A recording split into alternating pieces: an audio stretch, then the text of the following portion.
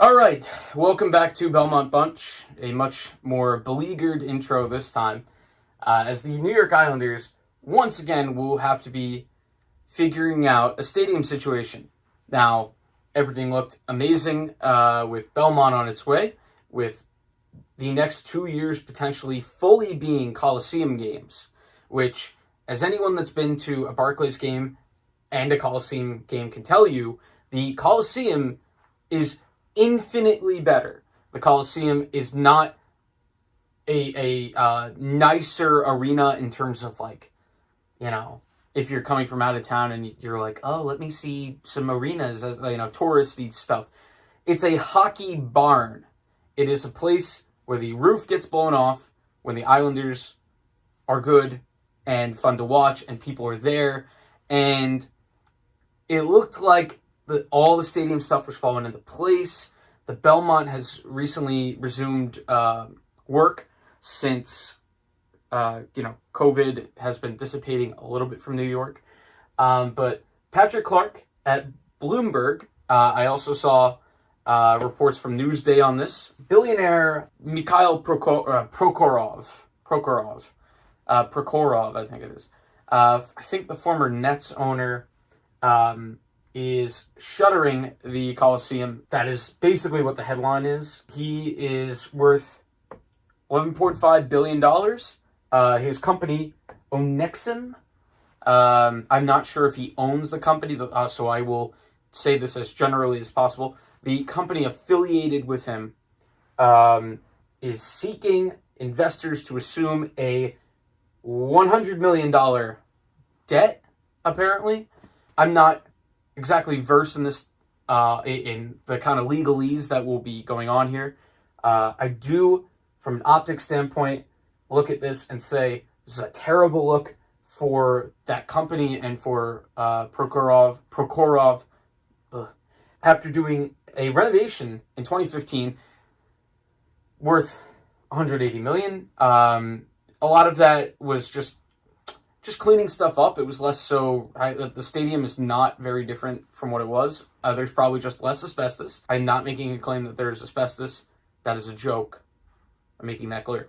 The seats were refurbished. The interior of the arena cleaned up. The outside of the arena got metal awnings and reopened in 2017. Team's been playing split between Brooklyn and Coliseum since then.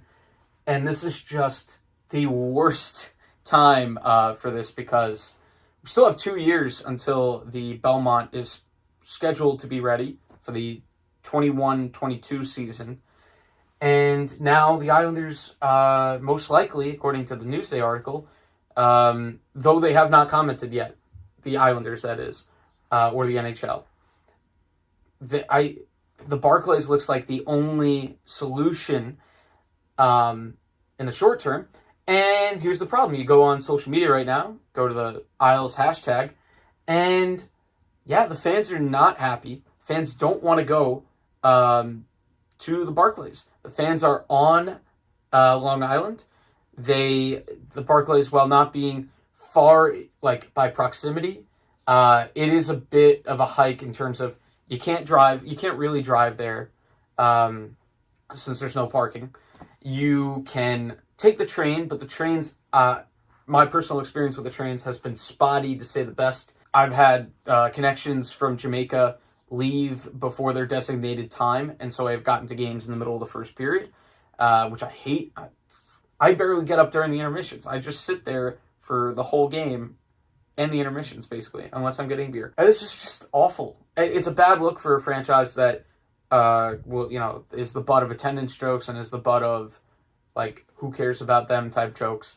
They did very, very hard work to get back to Nassau as much as possible, and then to play in Nassau exclusively for the next 2 years, and then have a state-of-the-art stadium built and have kind of this, the next best thing to playing at the Coliseum for the rest of time and just refurbishing the Coliseum.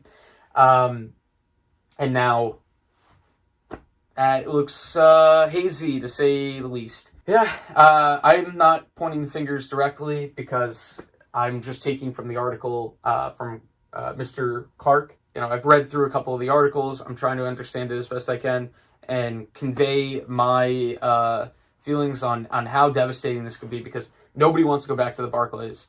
It's not a great environment in terms of the arena, in terms of the ceiling being extremely high, and so the crowd noise, it always sounds like a funeral in there. Almost always. My brother went to the Panthers series clincher in 2016, said it was amazing. Can you talk about the worst possible thing for the Islanders organization at this moment? This is probably it. Although there's also Barzal contract, upcoming. So the pain isn't over. Well, hopefully it is. I will keep an eye on this and try to get that information out to you guys. I purposely wore the away jersey because now it doesn't feel like we're at home.